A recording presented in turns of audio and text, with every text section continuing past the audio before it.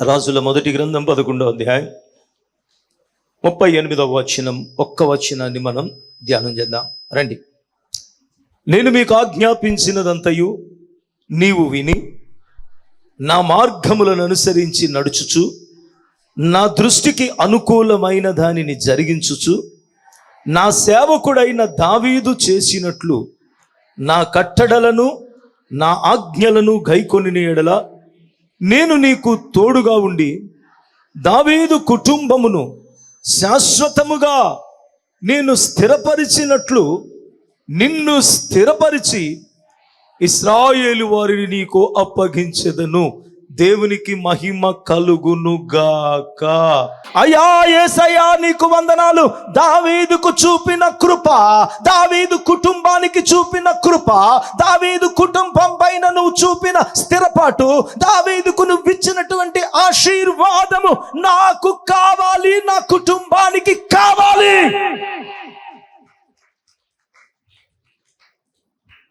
ఇస్తాను అన్నాడు. ఇస్తానన్న దేవుడు, వస్తానన్న యేసురాజు, ఇస్తానన్న బహుమానం, ఇస్తానన్న వాడు మాటిచ్చి తప్పేవాడు కాదు. ఇస్తానన్నాడు.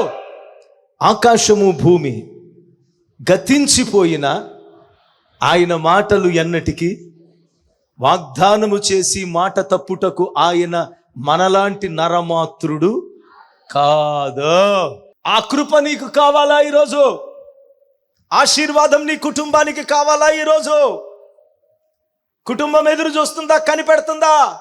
ప్రభు ఆత్మతో తన దాసుడు బలిపీఠం మీద నిలబడ్డాడు. దేవుని ఆత్మ సహాయం చేస్తున్నాడు. దేవుని వాక్ ప్రత్యక్షత ఇక్కడికి వస్తుంది.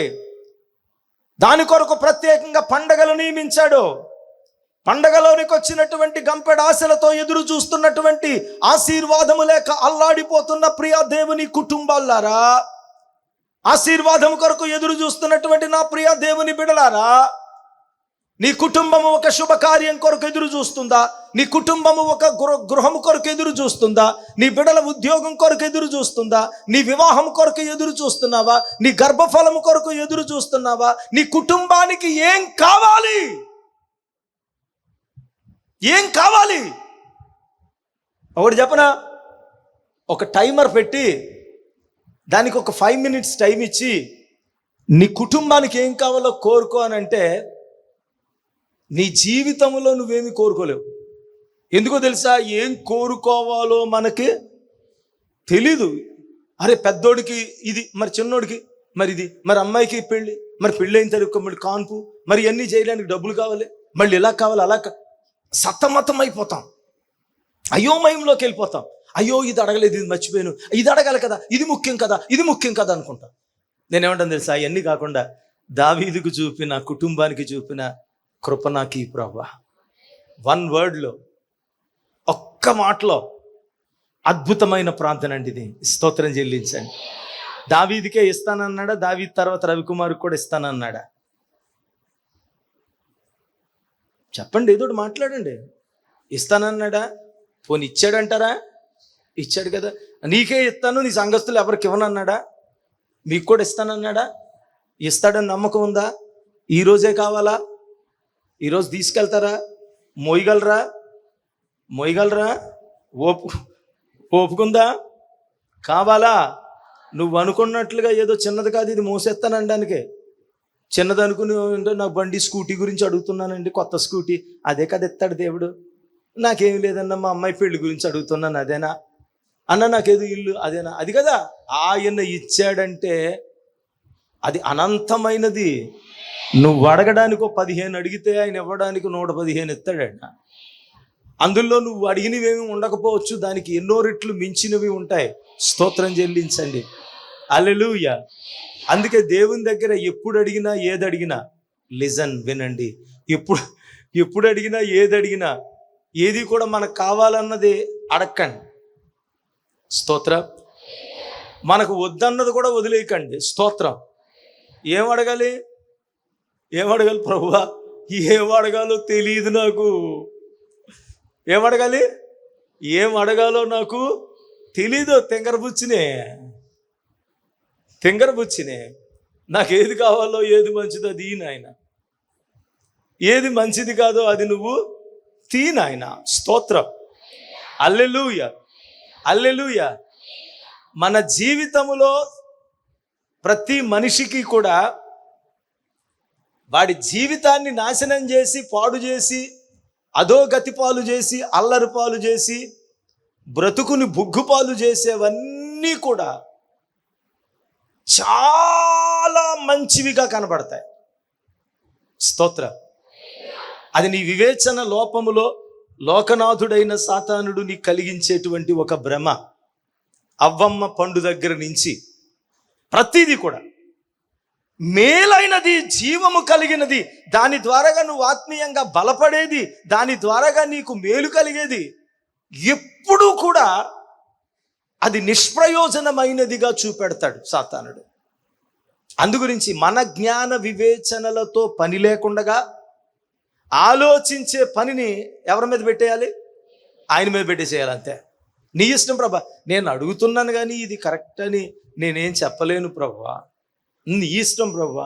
లేదు ప్రభా, నువ్వు ఎలాగైనా కానీ ఆ సుబ్బిగాడితోనే నాకు సెటిల్ అయ్యేలాగా చేయి ప్రభా, నాకు ఎలాగైనా అప్పిగాడే కావాలి ప్రభా, ప్లీజ్ ప్రభా, వాడంటే నాకు చాలా, ప్లీజ్ ప్రభా, అది నీ చిత్తం కాకపోయినా చిత్తం చేసే ప్రభా, నా కొరకు చేసేనాయన. అయిపోయింది. అప్పిగాడు ఎంకమ్మ పెళ్ళైపోయింది. ప్రభా దయచేసి ప్రభా, నేను అలాగ అనుకోలేదు ప్రభా, ఇది ఎలా జరుగుతుందని నేను అనుకోలేదు నాయన, దయచేసి ఎలాగైనా కానీ నువ్వు ఇది ఎడగొట్టే ప్రభా. అంటే మ్యారేజ్ బ్రోకర్ అనుకున్నావా? చేసేయడానికి, ఎడగొట్టేయడానికి, ఇడాకులు ఇచ్చేయడానికి ఆయన ఏమనుకుంటున్నావు నువ్వు? విన్నారా దేవుని బిడ్డలారా?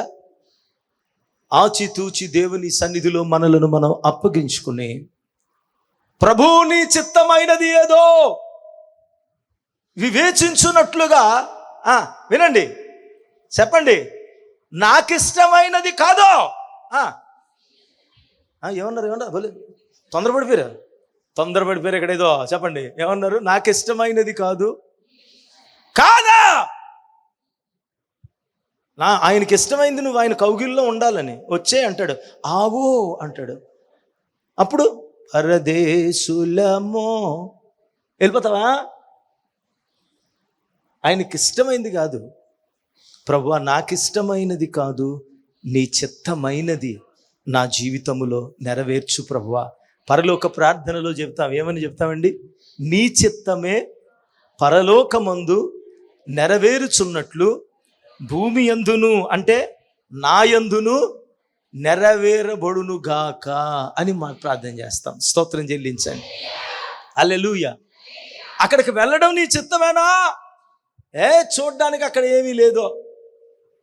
వేగుల వారిని పంపించిన అక్కడ ఏమీ లేదు. అక్కడికి వెళ్ళి చూసినప్పటికీ కూడా ఏమీ లేదు.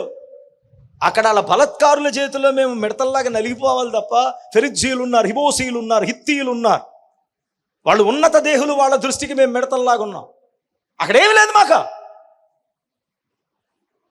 దేవుని చిత్తం నీ కంటికి బలహీనంగా కనపడుతుంది. ఆమేన్. దేవుని చిత్తం కానిది సొదొమ గొమొర నీ కంటికి రమ్యముగా, యెహోవా తోటలాగా కనబడుతుంది. స్తోత్రం. అడుగుపెట్టి చూడు, దాని ఫలితం ఏంటో చూస్తాం. ఆమేన్. హల్లెలూయా, హల్లెలూయా. కనుక ప్రియులరా, ఇక్కడ దేవుడు దావీదుకు చూపిన కృప నీకు చూపుతాడు.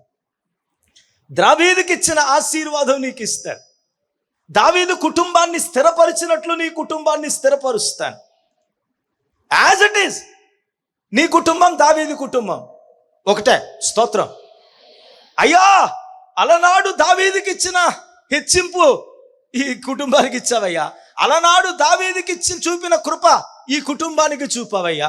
అలనాడు దావీదును హెచ్చించినట్లుగా ఈ కుటుంబాన్ని ఆశీర్వదించవయ్యా అని జనులు నీ గురించి చెప్పుకున్నట్లుగా, అని జనులు నిన్ను గురించి సాక్ష్యం ఇచ్చినట్లుగా దేవుడు నీ కుటుంబాన్ని హెచ్చించబోతున్నాడు. స్తోత్రం చెల్లించండి. అందుకు ఒక 4-5 ఫింగర్ టిప్స్ మీద 4-5 పాయింట్లలో ఆ ఆశీర్వాదం పొందడానికి కావలసిన కృపలను గురించిన ప్రత్యక్షతను మీతో పంచాలని ఆశపడుతున్నాను. ఈ నిబంధనలను మనము తెలుసుకుందాం. పాయింట్ నెంబర్ 1, నేను నీకు ఆజ్ఞాపించినదంతయు విని నా మార్గములను అనుసరించి నడుచుచ్చు. ఆమేన్. ఆయన నీ వెంబడి రావాలంటే, ఆయన నిన్ను హెచ్చించాలంటే, ఆయన నీ కుటుంబాన్ని దీవించాలంటే, నీ కుటుంబాన్ని విలువ కలిగినదిగా చేయాలంటే, నీ కుటుంబము దేవుని బిడ్డలారా దేవుని కృపకు పాత్రులగునట్లుగా దేవుడు హెచ్చించాలంటే, స్తోత్రం, హల్లెలూయా, హల్లెలూయా. నేను ఒక మాట అడుగుతాను. దావీదు కుటుంబీకులందరూ దీవించబడడానికి వాళ్ళందరూ కృప నొందిన వారా, లేకపోతే దావీదు ఒక్కడని బట్టి ఆ కుటుంబానికి వచ్చినాయా? అందుకు అప్పగించుకునేటప్పుడు, మన కుటుంబాన్ని మనం నమ్మేటప్పుడు నమ్మకమైన వానిని మనము నమ్మాలి. ఆ నమ్మేటప్పుడు ఆ దేవుడైనా ఆ ఏదైనా కానీ నమ్మేటప్పుడు మనకు బయటకి కనబడుతున్నటువంటి స్వభావాన్ని కాక, నేను చెప్పాను కదా, స్వభావాన్ని కాక దేవుని చిత్తములో ఉన్నది, ప్రభువా నాకు ఇష్టమైనది కాక నాకు ఈ ప్రభువా అన్నారు. దావీదు కుటుంబము ఎన్ని వందల మంది, ఎన్ని వేల మంది, ఎంతమంది? ఈ ఆశీర్వాదానికి అందరూ కృప పొందారా? దావీదు ఒక్కడే కృప పొందాడా? చెప్పండి. అందరూ కృప పొందారు, కానీ ఒక దావీదు వల్ల కృప పొందారు. స్తోత్రం చెప్పండి, హల్లెలూయా. యేసేపు కుటుంబం అంతా ఎవరి ద్వారా కృప పొందారు? యూదా జాతి ఎస్తేరు ద్వారాగా కృప పొందింది. ఒక్కరు నాది ఎక్కడ కాదు, వేరే ఊరు, నేను ఇక్కడ రాకూడదు అనుకున్నాను, దేవునికి అప్పగించుకున్నాను, ఇక్కడికి వచ్చాను. 25 సంవత్సరాలు ఎంతమంది కృప పొందారు ఈ దాసుడి ద్వారాగా? ఎంతమంది రక్షణ పొందారు? ఎన్ని చోట్లకు సువార్త వెళుతుంది? ఎన్ని చోట్ల సంఘాలు స్థాపించబడుతున్నాయి? ఇంకెంత ఇప్పుడు జరుగుతున్న పరిచర్యకి ఇంకా 100 రెట్లు అధికంగా దేవుడు చేయబోతున్నాడు. Amen, amen. అన్న ఇప్పుడే 25 అయిపోయింది కదా అంటే, నా వయసు కాదండో, ఇప్పుడే 25 అయిపోయింది, ఇప్పుడు దాకా ఎంత ప్రయాసపడ్డావు, ఇంకేం చేస్తావు ఇప్పుడు అనుకున్నావు. అమ్మమ్మమ్మమ్మ, చివరికి వచ్చేటప్పటికి స్పీడ్ వేగం పెరిగిపోద్ది. స్తోత్రం చెల్లించండి, హల్లెలూయా, హల్లెలూయా. కొంతవరకు స్థిరపరిచి సంపాదించుకున్నంత వరకే సంపాదన. దాని తర్వాత లోక సామెత ఉంటుంది, డబ్బే డబ్బుని సంపాదిస్తుందంట. మనం 10 ఆత్మలను సంపాదించడానికి, 1000 ఆత్మలను సంపాదించడానికి ప్రయాసపడడానికి 25 సంవత్సరాలు పట్టొచ్చు. 25 సంవత్సరాలు అయిపోయిన తర్వాత ఈ 1010 మందిని సంపాదించుకుంటారు. గడిగా స్తోత్రం చెల్లించండి. అక్కడి నుంచి మనం అంత ప్రయాసపడవలసిన పని లేదు. తన కృపను 2026వ సంవత్సరం ఈ హెచ్హెచ్ మినిస్ట్రీస్ మీద కూడా దేవుడు అలా చూపించబోతున్నాడు. తన దాసుడి మీద కూడా అలాగా చూపించబోతున్నాడు. 2026వ సంవత్సరం వరకు కూడా తన దాసుని ప్రయాస, తన దాసుని సమర్పణ, తన దాసుని యొక్క యథార్థతను చూచినటువంటి దేవుడు ఇంకను దావీదుకు చూపిన కృప ఈ హెచ్హెచ్ కుటుంబం మీద దేవుడు చూపబోతున్నాడు. దానికి కుటుంబం అంతా అక్కర్లేదు. ఒక శాపానికైనా ఒక ఆశీర్వాదానికైనా తన తరాలకు, తన కుటుంబాలకు ఒక్కరు చాలు. చెప్పండి, ఒక్కరు చాలు. ఒక వాడ మునిగిపోవడానికి ఒక్కరు చాలు. యావత్ సొదొమ గొమొర్రా నాశనం అయిపోవడానికి నీతిమంతులు 10 మంది లేకపోవడం చాలు. 10 మంది ఉండుంటే అది నాశనం అయ్యేది. ఒక శాపమైన, ఒక ఆశీర్వాదమైన నీ కుటుంబానికి, నీ తరాలకి పాపిస్తోడు ఒక్కడు, పాపిష్టిది ఒక్కతుంటే చాలు. ఒక బ్లెస్సింగ్ తీసుకెళ్ళడానికి కూడా ఒక్క పరిపూర్ణమైనటువంటి విశ్వాసి, ఒక యథార్థపరుడు, ఒక యథార్థపరురాలు ఒక్కళ్ళుంటే చాలు. దేవుడు అన్నాడు, నీ తరతరములకు కృప చూపుతాను అన్నాడు. స్తోత్రం. ఇక్కడ క్వశ్చన్, ఎన్ని తరాలకు చెప్పాలి? 1000 తరాల వరకు నేను కృప చూపుతాను, శాశ్వతమైన కృప నేను చూపుతాను అన్నాడు దేవుడు.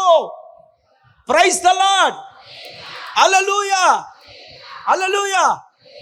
మా తాతగారులు ఇద్దరూ చేసినటువంటి సాక్ష్యాలు, వారి భక్తిని నేను విన్నాను.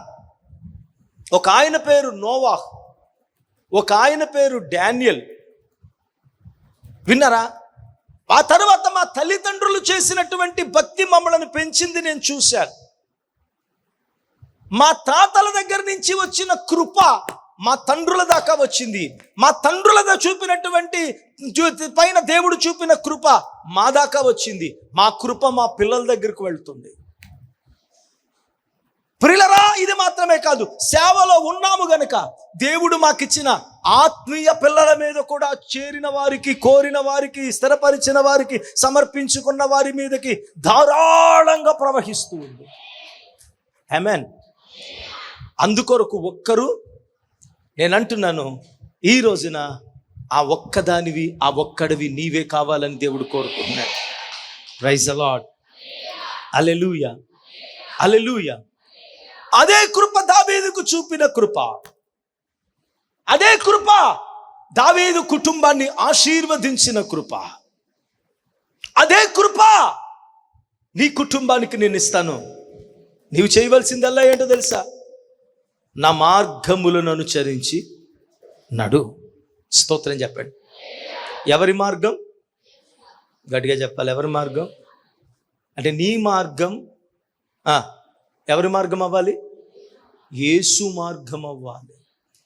యేసే మార్గము, యేసే సత్యము, యేసే జీవము.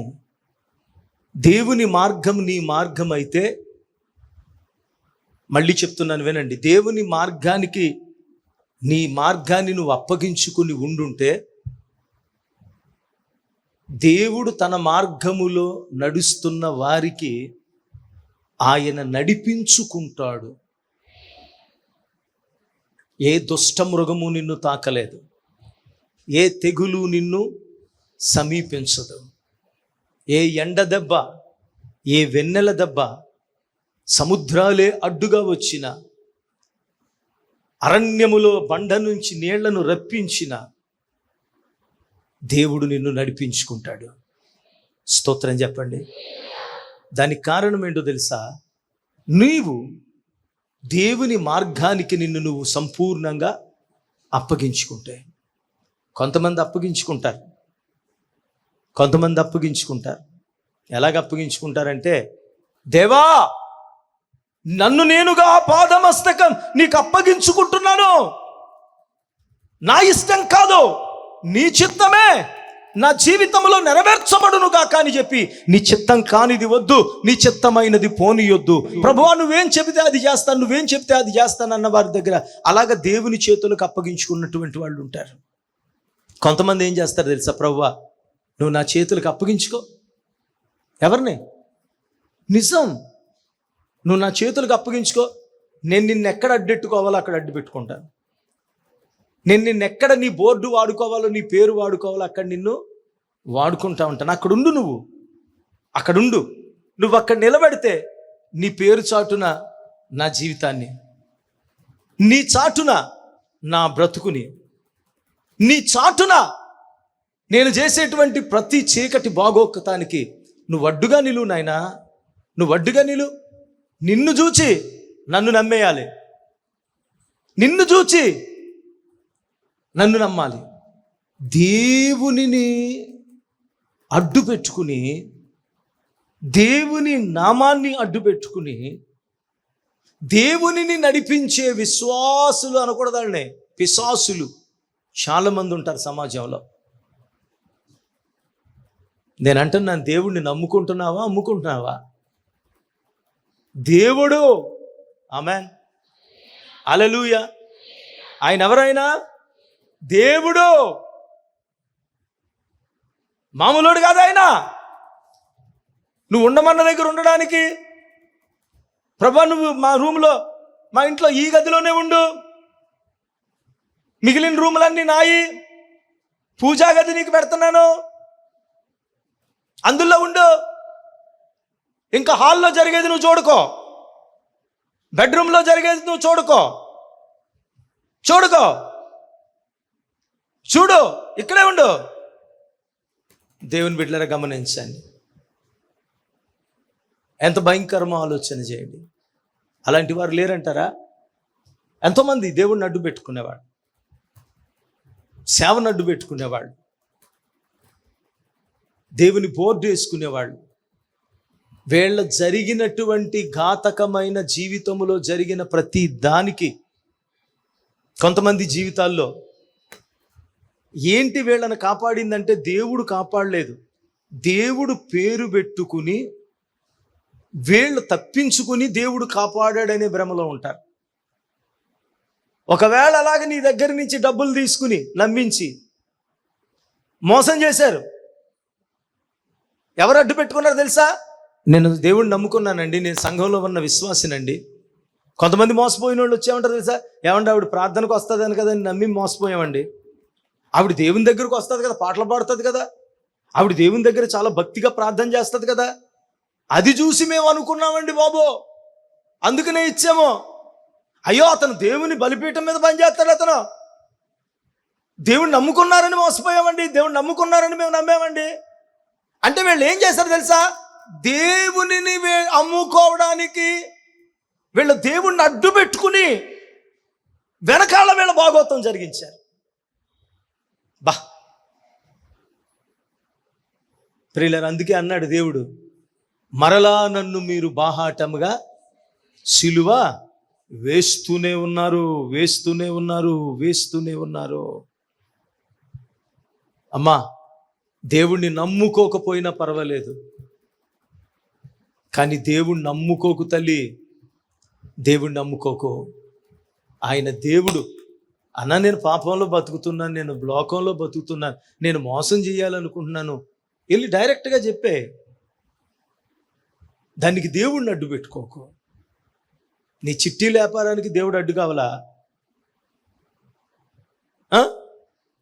నువ్వు వెగ్గొట్టేదానికి, ఎదట వాళ్ళ డబ్బును మోసం చేయడానికి దేవుడు అడ్డు కావాలా? ఎదట వాళ్ళని నమ్మించడానికి దేవుడు అడ్డు కావాలా? నీ పాపానికి దేవుడు అడ్డు కావాలా? యేసుప్రభు నువ్వు ఇక్కడే ఉండి ఇక్కడ బయట, నువ్వు కాపలాగా ఉండి ఇక్కడ, ఇదా యేసుప్రభుకు నువ్వు ఇచ్చిన స్థానం? ఆయన దేవుడు తల్లి, దేవుడు స్తోత్రం చెల్లించండి. నీవు నడవవలసినటువంటి మార్గం ఏదని దేవుడు ఉపదేశిస్తున్నాడని అడిగితే ప్రియులారా, ఆయన మార్గములో నడిచిన వారెవ్వరూ కూడా దేవునిని అడుగుజాడల్లో నడుస్తారు తప్ప, దేవునిని తమ అడుగుజాడల్లో వచ్చి నువ్వెక్కడుండు, నీ బోర్డు నాకి, నీ పేరు నాకి అని దేవుణ్ణి ఎప్పుడూ కూడా ప్రియులారా వాడుకోవడానికి ప్రయత్నం చేయరు. ప్రైజ్ ది లార్డ్, హల్లెలూయా. అందుకే ఆయన అంటాడు, యెహోవా నా, అందుకే దావీదు మహాశయుడు అంటాడు ఈ పాట, యెహోవా నా కాపరి. ఎందుకో తెలుసా? ఆయన కాపరత్వములో నేను నడుస్తూ ఉన్నాను, ఆయన కాపరత్వములో నేను నడుస్తున్నాను.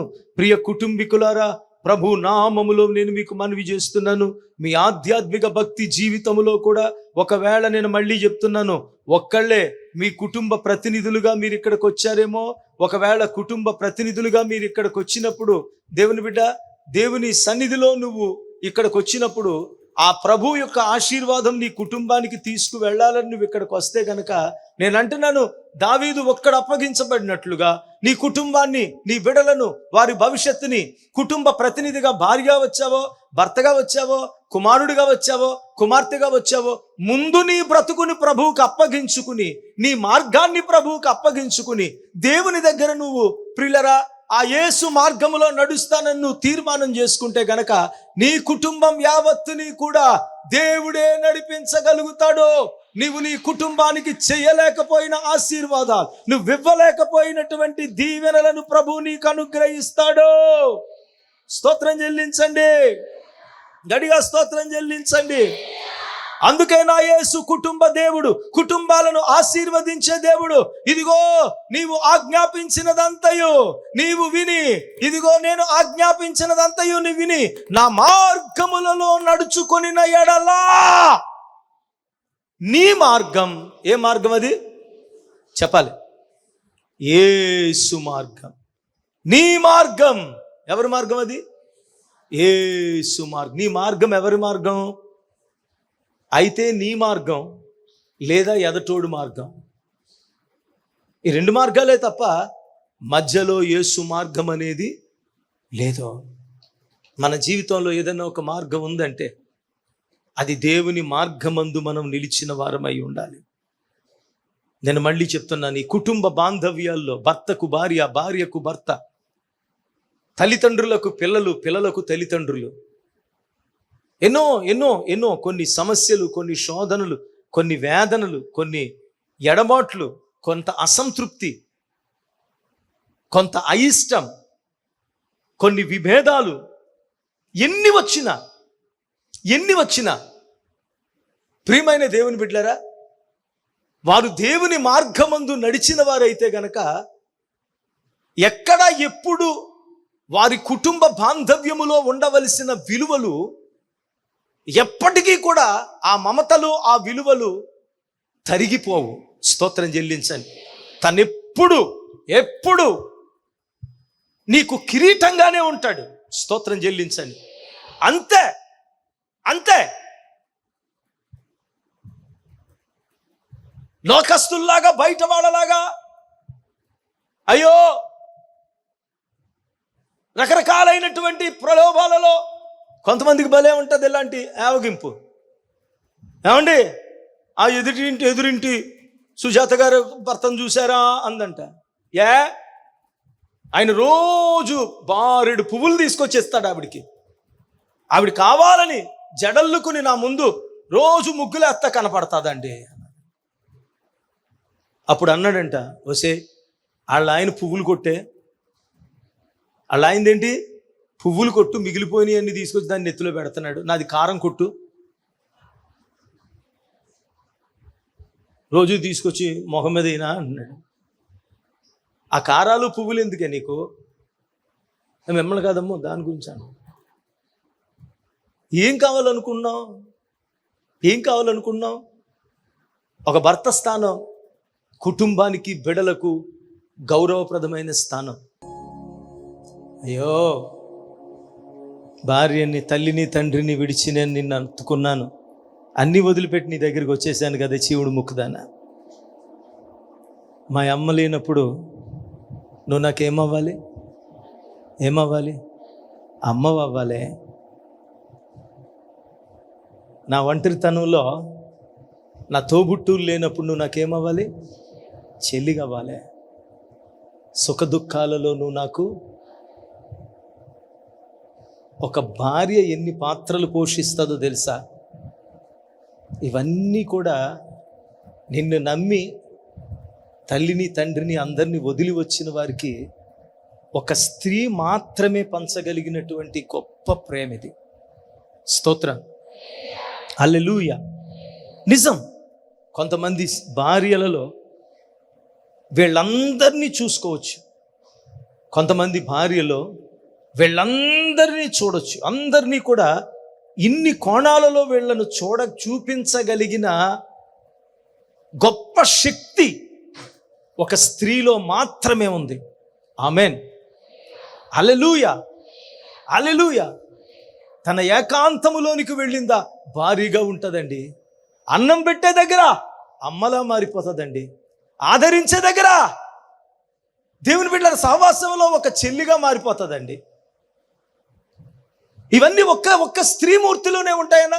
100% ఇలా చూపించే స్త్రీమూర్తులే మన దేశములో, ప్రత్యేకించి మన సంస్కృతిలో, ప్రత్యేకించి మన ప్రాంతాలలో చాలా మంది ఉన్నారు నాకు తెలిసిన వాళ్ళలో. స్తోత్ర. కొంతమందిలో అయితే అంతే, భార్య ఉన్నా కదా, కట్టుకున్నావు కదా, పెట్టాను తిను, ఇక లేదా ఆడదంటే ఏమనుకున్నావు? ఆదిశక్తి. అమ్మూరులాగా కనపడుతుంది. నమ్మక ద్రోహిగా మారిపోతారు, ద్రోహులుగా, దోషులుగా, భయంకరమైనటువంటి రూపాలు అందులో మనం చూడలేం.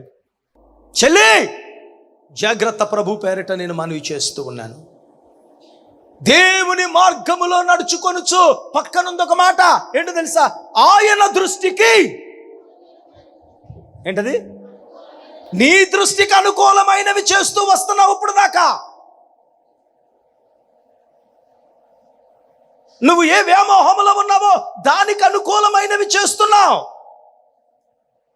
నీ జీవితం అంతా అలాగే నడిచిందేమో. జాగ్రత్త, జాగ్రత్త, జాగ్రత్త. ఎన్నిసార్లు గర్దించినను హఠాత్తుగా పొంచి ఉంది, తప్పించుకోలేవు. కనికరం వచ్చింది, అవకాశం ఇస్తున్నాడు దేవుడు. దేవుని దగ్గర లొంగు, దేవుని దగ్గర వంగు. స్తోత్రం. మంచి కాదు ప్రియులారా రవి. దేవుని చేతులకు కుటుంబం అప్పగించుకోవాలంటే అప్పగించబడిన కుటుంబములో దైవ నీతి, దైవ పరిశుద్ధత ఉండాలి. స్తోత్రం. అందులో ఒకటి, ఆయనను అనుసరించాలి. 2 చెప్పు, ఆయన దృష్టికి అనుకూలమైనదే. ఇది నేను చేయడం నా దేవుని దృష్టికి అనుకూలమేనా? నేను ఇలాగ ప్రవర్తించడం నా దేవుని దృష్టికి అనుకూలమేనా? ఒకవేళ మళ్ళీ చెబుతున్నాను, వినండి దేవుని బిడ్డలారా, ఆమెన్, హల్లెలూయా. అలాగా నువ్వు ఒక దేవుని దృష్టికి అనుకూలం కానిది నువ్వు చేయడము, ప్రియమైన దేవుని బిడ్డలారా, అది నీ భర్తకు అనుకూలం అవ్వచ్చు, నీ భర్తకు అనుకూలము అవ్వచ్చు. నీ కుటుంబ ఆశీర్వాదానికి కేవలము మాదిరి పరిశుద్ధత మాత్రమే. స్తోత్రం చెప్పండి. హల్లెలూయా, హల్లెలూయా. దాని నుంచి తప్పించబడాలనుకుంటున్నావా ఈరోజు? నీ కుటుంబానికి ఆశీర్వాదం తీసుకెళ్లాలనుకుంటున్నావా ఈరోజు? నీ కుటుంబాన్ని శాపం నుంచి తప్పించాలనుకుంటున్నావా ఈరోజు? నీ కుటుంబాన్ని మరణం నుంచి దాటించాలనుకుంటున్నావా ఈరోజు? నువ్వు మరణం నుంచి జీవములోనికి దాటాలనుకుంటున్నావా ఈరోజు? ఆయన మార్గంలోనికి రావాల్సిందే. ఇక నీ దృష్టికి అనుకూలమైంది కాదు, ఎవడో దృష్టికి అనుకూలమైంది కాదు. చెప్పాలి ఎక్కడికి? దేవుని దృష్టికి అనుకూలమైనది మాత్రమే నీ జీవితంలో జరగాలి. స్తోత్రం కలుగును గాక. అనుకూలమైన దానిని జరిగించుచు నా సేవకుడైన దావీదు చేసినట్లుగా నా ఆజ్ఞలను అనుసరించిన ఎడల, నా ఆజ్ఞలను కైకొనిన ఎడల. స్తోత్రం. చెప్పండి, ఏంటది? ఎవరాజ్ఞలు? నీ జీవితంలో ఏమైనా రూల్స్ ఉన్నాయంటే, నీ జీవితంలో ఏమైనా నిబంధనలు ఉన్నాయంటే, నీ జీవితంలో ఏమైనా, దేవుని బిడ్డలారా, ఆజ్ఞలున్నాయి అని అంటే గనక, మళ్ళీ చెప్తున్నాను నేను, దయచేసి దేవుని పేరిట మీకు మనవి చేస్తున్నాను, ఆయన కట్టడలు, ఆయన యొక్క ఆజ్ఞలను అనుసరించాలి. దేవుడు చెప్పినది చెయ్యాలి తప్ప నువ్వు అనుకున్నది చేయకూడదు. స్తోత్రం చెల్లించండి. హల్లెలూయా. కొంతమంది భలే విచిత్రంగా ఉంటుంది తెలుసా? కొంతమంది భలే విచిత్రంగా ఉంటుంది తెలుసా? అది ఎంత విచిత్రం అంటే, అన్నయ్య నేను పాపం చేశానన్నా, నేను పాపంలో పడిపోయానన్నా, వెంటనే ప్రభు దగ్గర ప్రార్థన చేసుకుని బకెట్ నీళ్ళు ఎత్తి మీద నేను చేసేసుకున్నానన్న. అంటే ఏమైపోయింది ఇప్పుడు పాపం? ఇంకా అవసరమైతే 1,00,000 సబ్బు కూడా పెట్టానన్న. అంటే పాపం చేసి, అది ఏ పాపమైనా, ఏ ఘోరమైనా, ఏ నేరమైనా, దాన్ని బకెట్ నీళ్లతో స్నానం చేసి కడిగేశాను అని అనుకుంటారు వాళ్ళు. అర్థమైందా మీకు? జాగ్రత్త. కొంతమంది ఏమనుకుంటారు తెలుసా? బలిపీఠం దగ్గరికి వచ్చానన్నా, నా పాపమును దేవుని దగ్గర ఒప్పుకున్నానన్నా,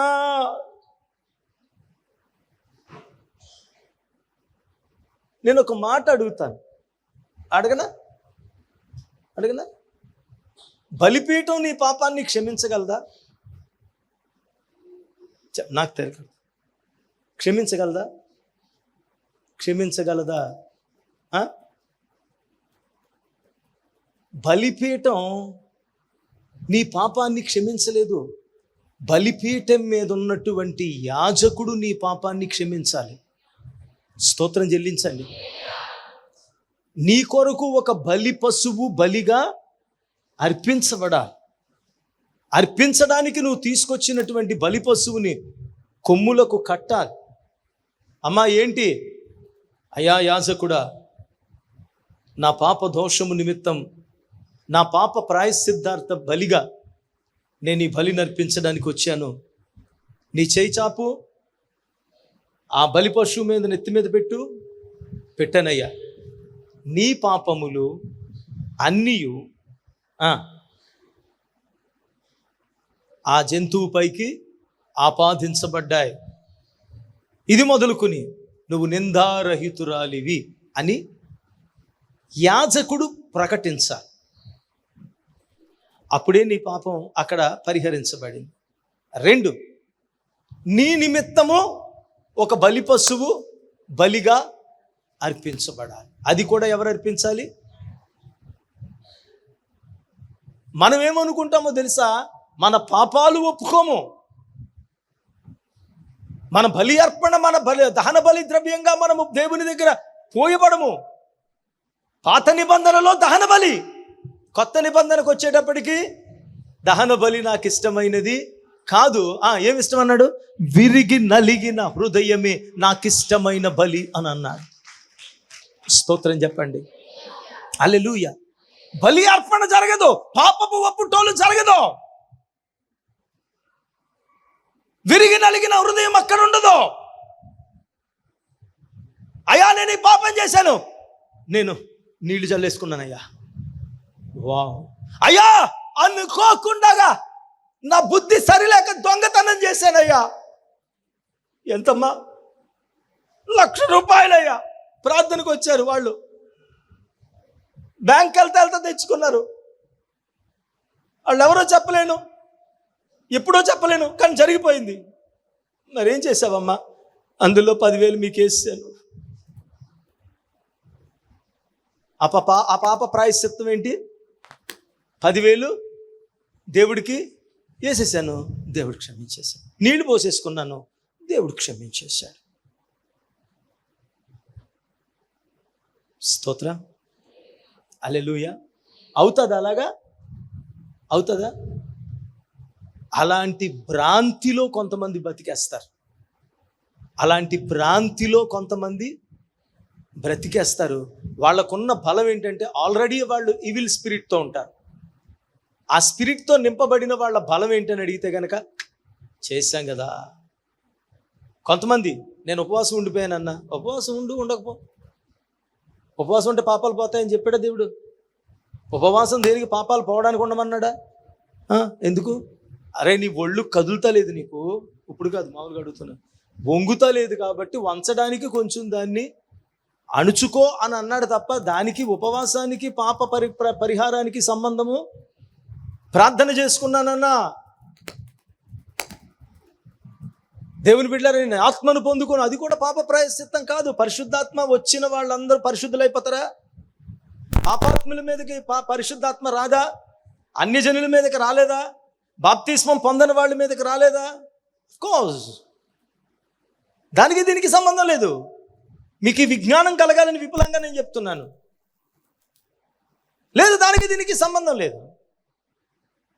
ఒక పాప ప్రాయశ్చిత్తార్థమైనటువంటి బలి ద్రవ్యము దేవుని బలిపీఠం మీద కాదు, దేవుని బలిపీఠం మీద ఉన్నటువంటి యాజకుడు దగ్గర అంగీకారమైనప్పుడు, నా ప్రియ చెల్లి తమ్ముడు, ఆ ప్రధాన యాజకుడు యేసు దగ్గర నువ్వు అంగీకరించబడినప్పుడు, నేను ప్రార్థన చేసుకున్నానండి. నేను మనుషులు ఎవరి దగ్గర? దేవుడు యేసు ప్రభువాన్ని తీసుకుని వెళ్ళి అక్కడ అర్పించినప్పుడు మన రక్షకుడైన యేసు ప్రభువు కూడా ఆయన దేవుని దయలోను చెప్పాలి వర్ధిల్లుతూ ఉండెను. స్తోత్రం కలుగును గాక. మనకి మనుషుల దయ అక్కర్లేదు, సేవకుల దయ అక్కర్లే. మనకు మనమే ప్రధాన యాజకులు, మనమే వచ్చేసి బలిపీఠం మీద అర్పించేస్తాం. అర్పించేస్తాం. ఒకవేళ అప్పుడు అదేమీ లేదనుకోండి, ఏదోటి తీసుకొచ్చి అక్కడ కొబ్బరికాయ కొట్టేస్తాం, అయిపోయింది బలి అర్పణ. అది నీ సాటిస్ఫాక్షన్ కొరకు నువ్వేమైనా చేయొచ్చు. అనుసరించాలి ఆయన మార్గాలను. 2, ఆయన దృష్టికి అనుకూలమైనది చేయాలి. 3, ఆయన ఆజ్ఞలను అంటే నీ జీవితంలో ఏమైనా రూల్స్ ఉంటే, ఏవైనా నిబంధనలు ఉంటే అవి ఎవరు పెట్టినవై ఉండాలి? పెట్టినవై ఉండాలి. మనుషులు పెట్టినవై ఉండకూడదు. జాగ్రత్తగా వినండి. మీలో ఒక చక్కని ఆధ్యాత్మిక పరివర్తన జ్ఞానం కలగాలని నేను మీతో మాట్లాడుతున్నాను. దేవుడు చెప్పేవి ఉంటాయి, మనుషులు పెట్టేవి ఆజ్ఞలు ఉంటాయి. కట్టుకున్నోడు కదా అని, కట్టబడిన దానివని కొన్ని ఆజ్ఞలు భర్త పెట్టినప్పటికీ కూడా అవి దైవ విరుద్ధమైనవైతే అనుసరించవలసిన పని లేదు. మనకు డబ్బు లేదు కదే, మనం ఏదోలా బతకాలి. ఎంత కష్టపడినా మనం ఎంత సంపాదిస్తాం? భర్తను నేనే కదా ఇలా చేద్దామని అన్నాడు అనుకోండి, అన్న భర్తను మనం చూసాం కదా. భార్య ఏం చేయాలి? నా భర్తకు అనుకూలమైనది చేయాలా, నా దేవుడు చెప్పింది చేయాలా? దేవుడు ఏం చెప్పాడు? నువ్వు పరులను నీ పొరుగువానిది పూచిక పొల్లైనా, దేవుని ఆజ్ఞది. ఇప్పుడు ఈమె ఏం చేసింది? ఎవరి ఆజ్ఞను పాటించింది? ఆజ్ఞను పాటించి ఏమైతే అయింది కాక. ఆ నిజాన్ని చెబుతావు, వెలివేయబడతావు, అవసరమైతే ఏదైనా జరుగుతుంది. కానీ దేవుని ఆజ్ఞను మాత్రము మేరవు. స్తోత్రం చెల్లించండి. హల్లెలూయా, హల్లెలూయా. దేవుడు ఒక వ్యక్తిలో ఆత్మకార్యాన్ని జరిగించినప్పుడు ఆ ఆత్మ ప్రత్యక్షత ఇలాగే ఉంటుందండి, ఇలాగే ఉంటుంది. నా భర్త ఏమనుకుంటాడో, లేకపోతే ఇలాగా చెప్తే కనుక ఆయనకి ఇలా చెప్పకుండా నేను వెళితేనే మంచిదేమో, ఈ గొడవలన్నీ రాకుండా ఉంటాయేమో. నా ప్రియమైనటువంటి దేవుని బిడ్డలారా, అలాగ ఉండకండి. మళ్ళీ చెప్తున్నాను, ఒకవేళ నా ప్రియ ఆడబిడ్డలు, చెల్లెళ్ళు, తమ్ముళ్ళు, లేకపోతే నా ప్రియ సహోదరులు ఎవరైనా కానీ ఎలాంటి విషయాల్లో ఎక్కడైనా ఏదైనా లేనిది కూడా సృష్టించి నిన్ను ఏదైనా ఒక బ్లాక్మెయిల్ చేయాలనుకున్నారేమో, ఎవరైనా నీ జీవితంతో ఆడుకోవాలనుకుంటున్నారేమో, దయచేసి నేను మీకు మనవి చేస్తున్నాను. దానిలో నువ్వు ఏ విధంగానూ నీ జీవితాన్ని నష్టపోవలసిన పని లేదు. పైన దేవుడు ఉన్నాడు, కింది అన్నయ్య ఉన్నాడు. ఏ విషయమైనా రా, లేదనుకుంటే మనకు న్యాయం చేయడానికి దేవుడు ఏర్పరిచిన ప్రభుత్వాలు, పోలీస్ శాఖలు ఉన్నాయి. 1 మార్గాన్ని అనుసరించాలి. 2 అనుకూలమైనది చేయాలి. 3 ఆజ్ఞలను గైకొనాలి.